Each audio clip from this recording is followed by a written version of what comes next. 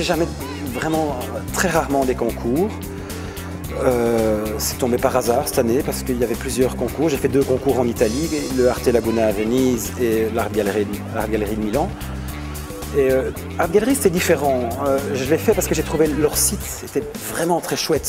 Il y avait plein de choses, de trucs jeunes et pas l'art comme ça, de trucs comme on a vu 100 000 fois. Ça partait aussi bien vers des choses presque BD, donc ça m'a fort séduit chez eux. Je pensais pas gagner, hein, sincèrement, je pensais pas gagner du tout, surtout pas avec ça en plus. Surtout pas avec l'une de mes œuvres les plus violentes, donc j'étais un petit peu surpris quand même, un petit peu beaucoup. Inferno, c'est un club très privé. Tous les gens qui sont là sont des hommes qui ont tué d'autres hommes en fait. Donc des serial killers, des dictateurs, des tortionnaires, des pédophiles, des violeurs. Et donc ils sont tous réunis dans ce club de sport où on rejoue inlassablement le combat de Abel et Caïn. Donc c'est le combat du bien contre le mal en fait. Et donc, pendant plus d'1 an, j'ai fait des recherches sur tous les meurtriers, les criminels les plus violents. Donc évidemment, on trouve Adolf Hitler qui est à l'avant-plan parce que Adolf Hitler, il a tué 10 000 personnes, 10 millions de personnes, pardon. Donc c'est sûrement lui le plus grand meurtrier de tous. Donc tous les gens qui sont ici sont des gens qui ont été condamnés, qui ont avoué avoir tué. Donc on retrouve même de Mao ou Léopold, le roi des Belges, qui a massacré beaucoup d'Africains pendant des années, Napoléon, Ariel Sharon, qui a été condamné par le tribunal international pour ça. Tous ces gens se mélangent et on pourrait dire qu'à l'avant-plan, c'est moi, c'est vous, c'est l'être humain à qui on dit toujours lève-toi, va te battre, du sang, plus de sang, plus de sang.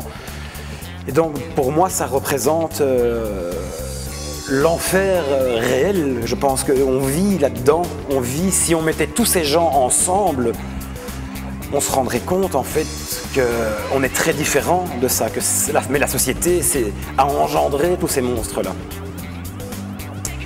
Et donc je travaille sur des séries pendant plusieurs années en fait. Donc par exemple ici c'est 3 tableaux-ci. C'est après mon 2e divorce. J'ai été marié plusieurs fois, je pense que les femmes c'est mon enfer à moi.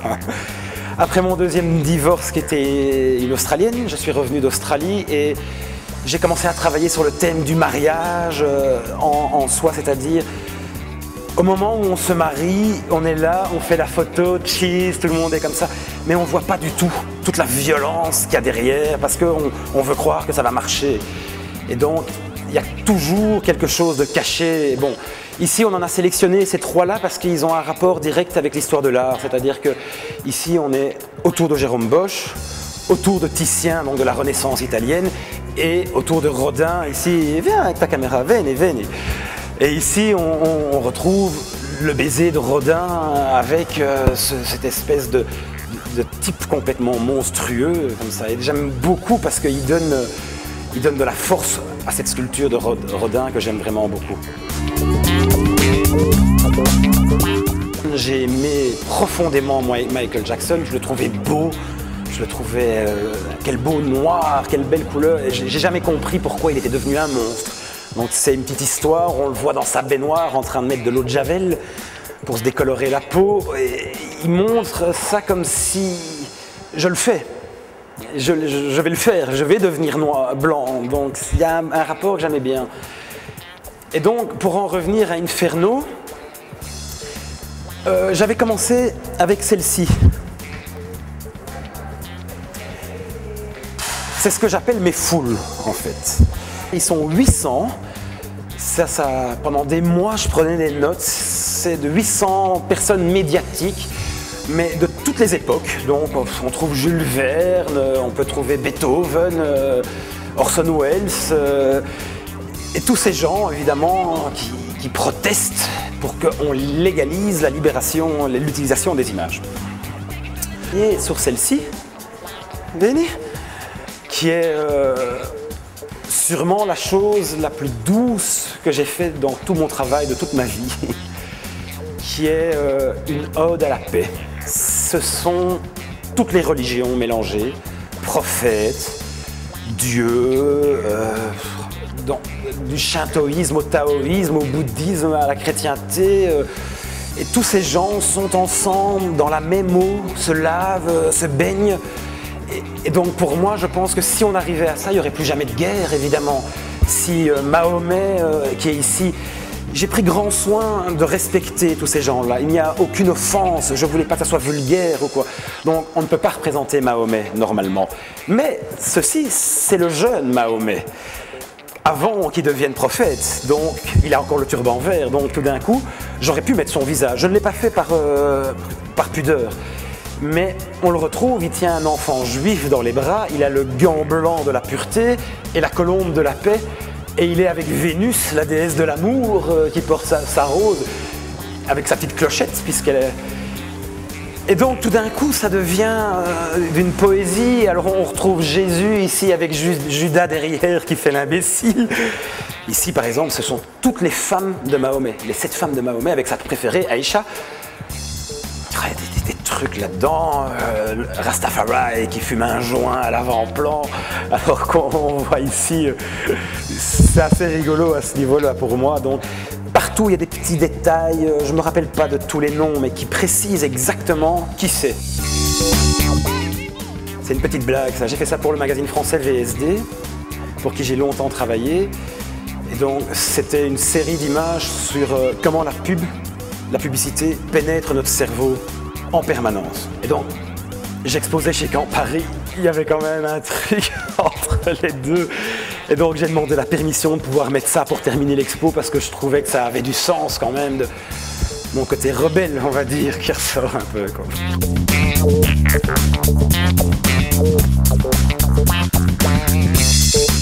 Je me suis toujours dit, tiens, si un jour Fidel Castro, ce qui n'était pas possible, allait aux États-Unis clandestinement, comme ça, comme beaucoup quittent.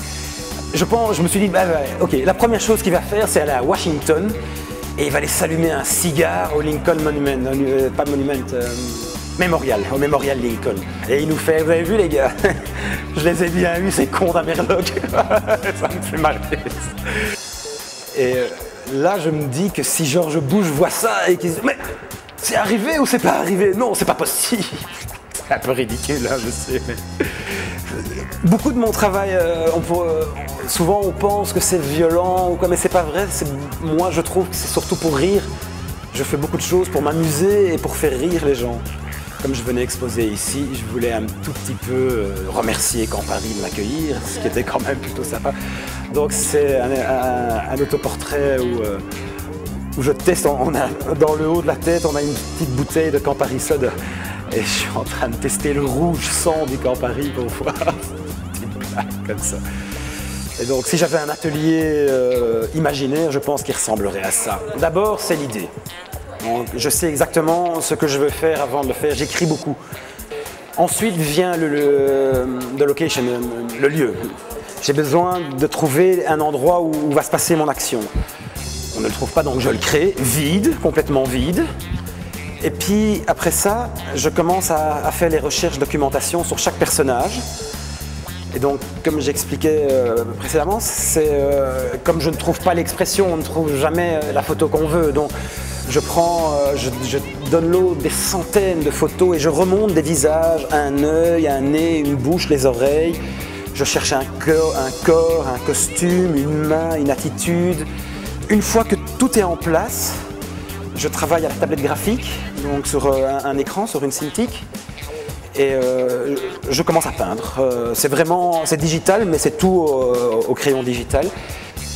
Je regarde très peu ce que font les autres. parce que j'ai pas assez confiance en moi peut-être, c'est possible, ou trop confiance, je ne sais pas.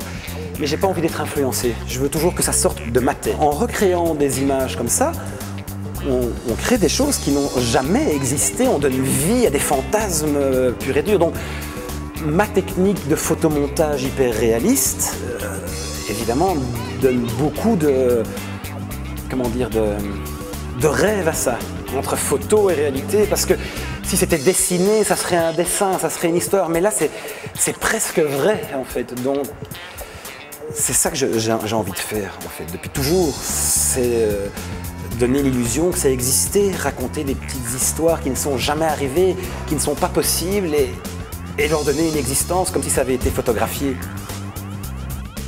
Voilà. Grazie. Arrivederci.